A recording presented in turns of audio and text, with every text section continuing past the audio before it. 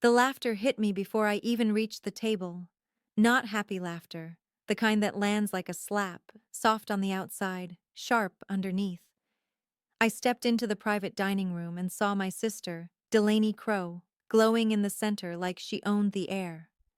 Her engagement ring flashed every time she moved her hand, and she kept moving it like she was ringing a bell for attention.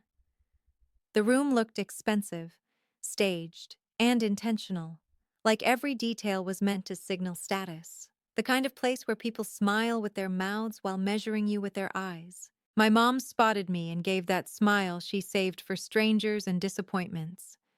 "There she is," she said, too loud. "Our late bloomer." A couple of relatives chuckled. I kept my face calm and walked to my seat, except my seat wasn't at the main table. It was at the very end, near the swinging kitchen door where the waiters rushed in and out like I was furniture they had to squeeze past. I didn't complain. I didn't ask questions. I just pulled out the chair and sat down like it didn't matter, because when your family's been doing this for years, you learn something important. If you react, they win twice.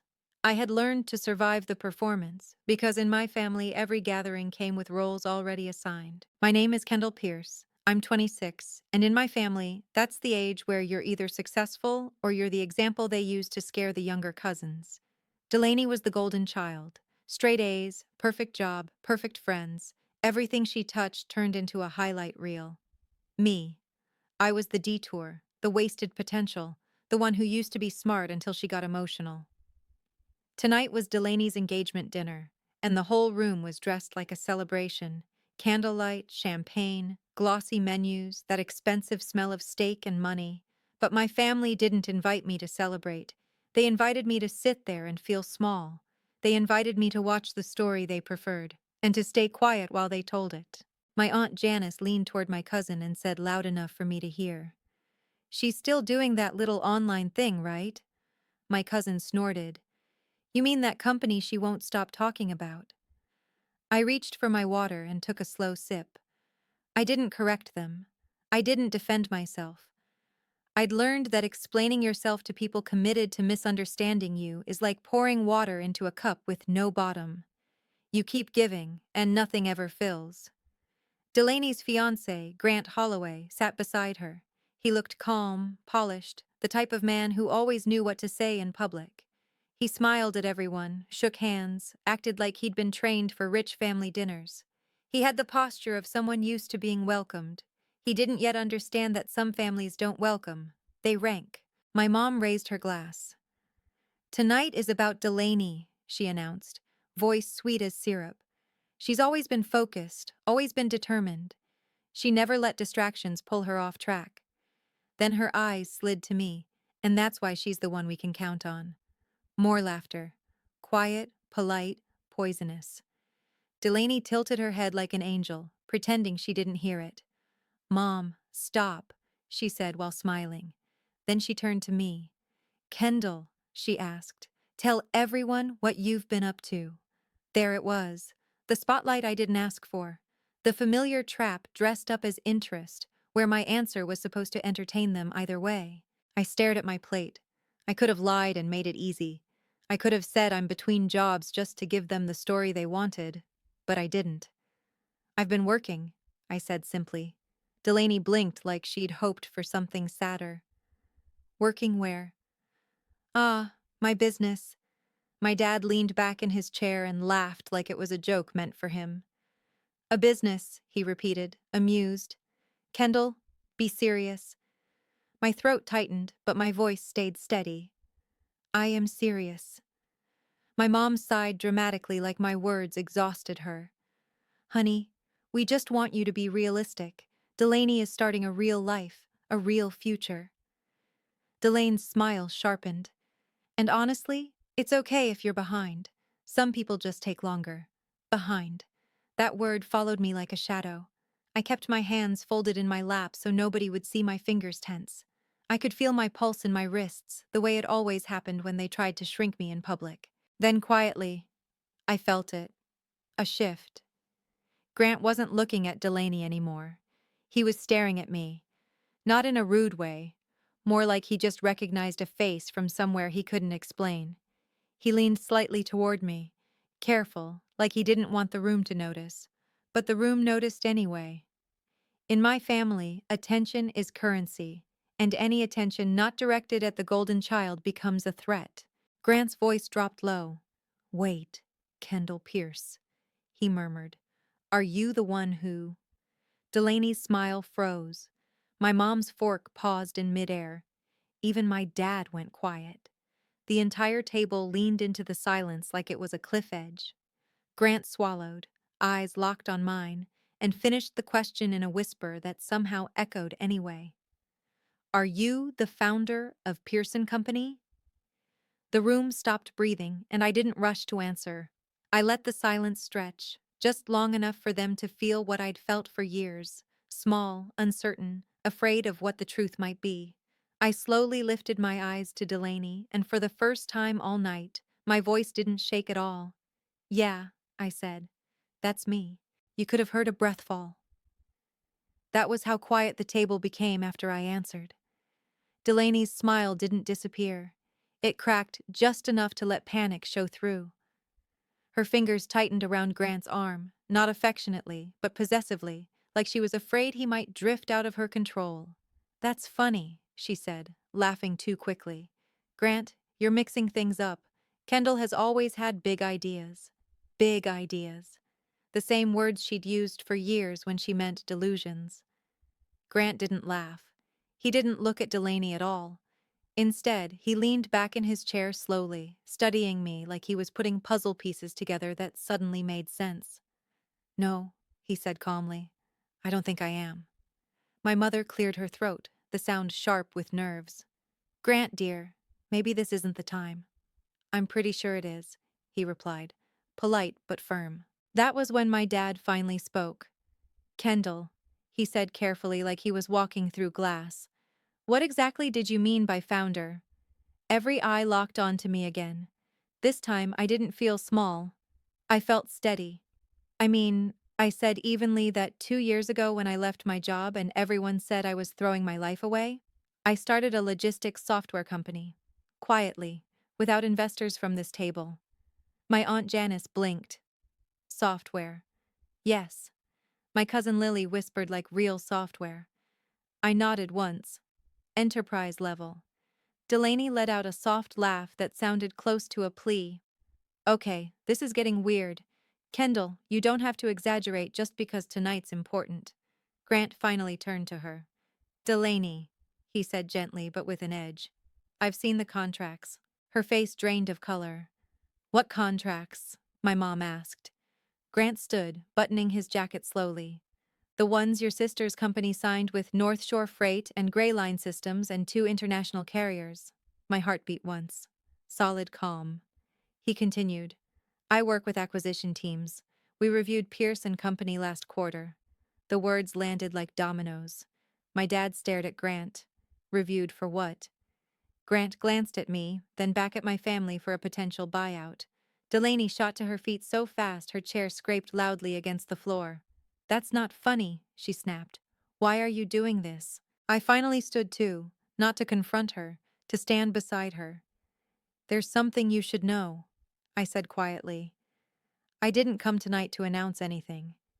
My mom looked shaken now. "Then why?"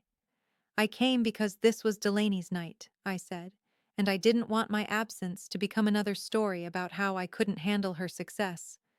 Delaney's eyes burned. "So this is revenge?" I shook my head. "No, this is reality catching up." Grant stepped back slightly, giving us space.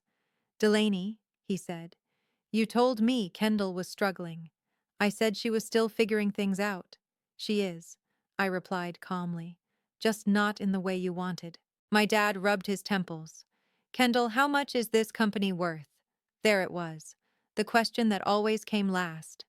"I'm not selling," I said, but the last valuation was 8 figures. The silence after that was different. No mockery, no laughter, just shock. My mom sat down slowly. 8 figures. I nodded. Janice's mouth opened, then closed. "But you never said anything." "I tried," I said gently. "You told me to stop dreaming." Delaney looked like she'd been punched. You let me think you were behind. I met her eyes. You wanted to think that. Grant exhaled, almost impressed. That explains a lot. Delaney turned on him. What does that mean? It means, he said carefully, that when I asked you why you were pushing so hard for a prenup clause that limited shared assets, you said it was just good planning. Her lips trembled. Grant. But now, he continued, I'm realizing you were trying to protect yourself from your own sister. My mom gasped. Delaney, is that true? Delaney's voice rose sharp and desperate. I was being smart. Kendall has always tried to compete with me. I didn't raise my voice. I didn't need to. I wasn't competing. I said I was surviving. Grant looked between us, then straightened. I think we should pause the celebration. The word pause hit Delaney harder than stop would have. You can't be serious, she whispered. I am, he replied. There are things I need to reconsider. My family watched him like he was the sun slipping out of orbit. I picked up my purse. Kendall, my mom said softly, you're leaving. I nodded. I didn't come to take anything from Delaney. Then I looked at my sister. Really, looked at her. I just needed you all to stop taking things from me. Grant held the door open as I passed. Outside, the night air was cool and clean, like the world had reset. Kendall, he said, stopping me gently. For what it's worth, I respect what you built. I smiled. Thank you. As I walked away, my phone buzzed. A message from my COO. Deal confirmed. Expansion approved. Congratulations. I slipped the phone back into my pocket. Behind me, the engagement dinner unraveled. Ahead of me, a life that finally belonged to me. And for the first time, I didn't feel behind at all. I didn't need their approval to feel real anymore, because my work had already become proof. I didn't go home after the dinner. I drove. No destination, no music, just the quiet hum of the road and the feeling in my chest that came when something heavy finally cracked open. Not pain, relief. By the time I stopped, the city lights were blurring into one long ribbon, and my phone wouldn't stop vibrating. Missed calls, messages, names I hadn't heard from in years, family. I didn't answer. The first message I read was from my mom. Mom, why didn't you tell us? I let out a short laugh, not because it was funny, but because it was familiar. I typed nothing back. The second was from my dad. Dad, we're proud of you. We just didn't understand. I stared at the words until the screen dimmed. They always understood enough to judge, just not enough to listen. I finally pulled into my apartment garage and sat there, hands on the steering wheel, breathing. The old version of me would have rushed back, tried to smooth things over, tried to make everyone comfortable again. But comfort had always come at my expense. Inside, I kicked off my shoes and let myself sit on the floor. Not because I was broken, but because I didn't have to stand tall for anyone anymore. I was allowed to be quiet without being erased. My phone buzzed again. This time it was Delaney. I hesitated, then answered. What do you want? She snapped before I could speak. I stayed calm. I want peace. She laughed bitterly. You humiliated me. I didn't say a word you didn't force out of me. There was silence, then quieter. You let me think I was better than you. I closed my eyes. No, you needed to believe that. You could have warned me about Grant. I didn't even know Grant, I replied. And I'm not responsible for the way you treat people. Her voice cracked. Everything was perfect before tonight. For you, I said gently. It never was for me. She hung up. I didn't feel victory. I felt finality. Sometimes the most powerful ending is the one with no yelling, no pleading, and no performance. The next morning, my assistant called before sunrise. The news traveled fast, she said. 3 partnership requests came in overnight. And there's something else. What? I asked. Grant Holloway emailed. Personally. I paused. About what? He's stepping away from the engagement. He wants to talk professionally. I exhaled slowly. Tell him I wish him well. I said. But business goes through legal. She smiled through the phone. Already done. By noon, my name was everywhere that mattered. Not gossip blogs, not family group chats, industry rooms, strategy calls, decision tables. I walked into our office that afternoon, and for the first time, I didn't feel like I was proving anything. I was leading. That difference felt like peace instead of pressure. That evening, my mom showed up at my door. She looked smaller without her audience. "I didn't raise you to shut us out," she said. I leaned against the doorway. "You raised me to survive being shut down." She swallowed. "We were wrong." That word mattered. "I'm not asking for apologies," I said. "I'm asking for respect." She nodded. "You have it." A week later, Delaney called again. This time she didn't accuse. She asked, "How did you do it?" She said quietly. I thought for a moment. I stopped waiting for permission. There was a long pause. Then, "I'm sorry." I believed her. Months passed. My company expanded. My life steadied. The noise faded. At the next family gathering, my seat was at the center table, but I didn't need it because the truth had already landed where it mattered. I hadn't fallen behind. I'd been building something they couldn't see. And in the end, I didn't take anything from them. I just took my life back. The funny thing about peace is that it doesn't arrive loudly. It settles in quietly, like sunlight filling a room you didn't realize had been dark. 3 months after the engagement dinner, my life looked nothing like it used to, and nothing like my family had predicted. Pierce and Company moved into a larger office downtown. Glass walls, open light, a view that reminded me every morning how far I'd come. Not because I needed the reminder, but because I'd earned it. On a Friday afternoon, I stood in front of my team watching them laugh over coffee and deadlines, and felt something better than pride. I felt calm. That night, my phone buzzed with a message from my mom. "Mom, dinner on Sunday. Just us." I considered it. Then I replied, "Okay." Sunday came without tension. No performance, no audience. My parents didn't brag. They didn't compare. They asked questions, and this time they listened. My dad admitted he'd been afraid I'd fail. My mom admitted she'd mistaken control for care. It wasn't perfect, but it was honest. A week later, I ran into Grant by chance at a professional mixer. No drama, no bitterness.